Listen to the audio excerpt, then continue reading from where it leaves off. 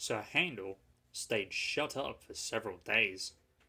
But one market day, Peter Sam could not work. He needed repairs. Sir Handel was glad to come out. He tried to be kind, while the coaches didn't trust him. They were awkward and rude. He even sang them little songs, but it was no use.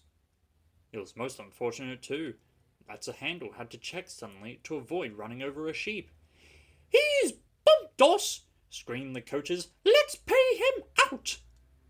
The coaches knew that all engines must go carefully at a place near the big station, but they were so cross with Sir Handel that they didn't care what they did. They surged into Sir Handel, making him lurch off the line. Luckily, no one was hurt.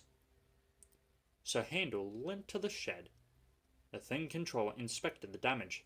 "Well, no more work for you today," he said. "Oh, bother those coaches. We must take the village people home and fetch the tourists, all without an engine." "Oh, what about me, sir?" said a voice. "Skarloey," he exclaimed. "Can you do it?" "I'll try," answered the old engine. The coaches stood at the platform.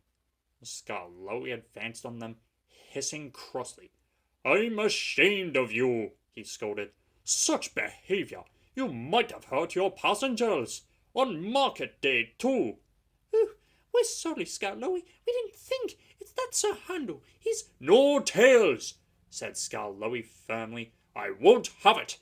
And don't you dare try tricks on me!" "Oh, no, Skarloey. Of course not, Skarloey," quavered the coaches meekly. Skarloey might be old and have dirty paint, but he was certainly an engine who would stand no nonsense. His friends crowded round, and the guard had to shoo them away before they could start. Skarloey felt happy. He remembered all the gates and stars where he had to stop, and whistled to his friends. The sun shone, the rails were dry. "This is lovely," he thought. But presently they began to climb, and he felt short of steam. "Oh, bother my tubes!" he panted. "Take your time, old boy," soothed his driver. I'll manage. He wheezed, and pausing for breath at the stations, he gallantly struggled along. After a rest at the top station, Skarloey was ready to start. "Oh, it'll be better downhill," he thought. The coaches ran nicely, but he soon began to feel tired again. His springs were weak, and the rail joints jarred his wheels. Then, with a crack, a front spring broke, and he stopped.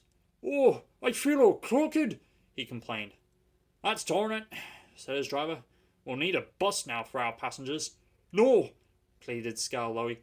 "I'd be ashamed to have a bus take my passengers. I'll get home or bust," he promised bravely. The thin controller looked at his watch and paced the platform. James and his train waited impatiently too.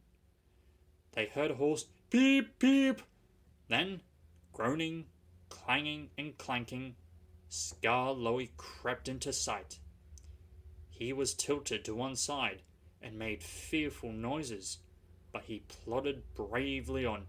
"I'll do it! I'll do it! I'll do it!" he gasped between the clanks and groans. "Oh, I've done it!"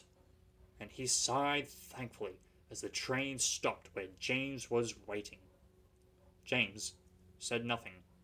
He waited for his passengers, and then respectfully puffed away. "Oh, you all right, sir?" said Skarloey to the owner that evening. "Old engines can't pull trains like the young ones can." The owner smiled. They can if they're mended, old faithful, he said, and that's what will happen to you. You deserve it. Oh, sir, said Skarloey happily. Sir Handel is longing for Skarloey to come back. He thinks Skarloey is the best engine in the world. He does his fair share of the work now, and the coaches never play tricks on him, because he always manages them in the Skarloey way.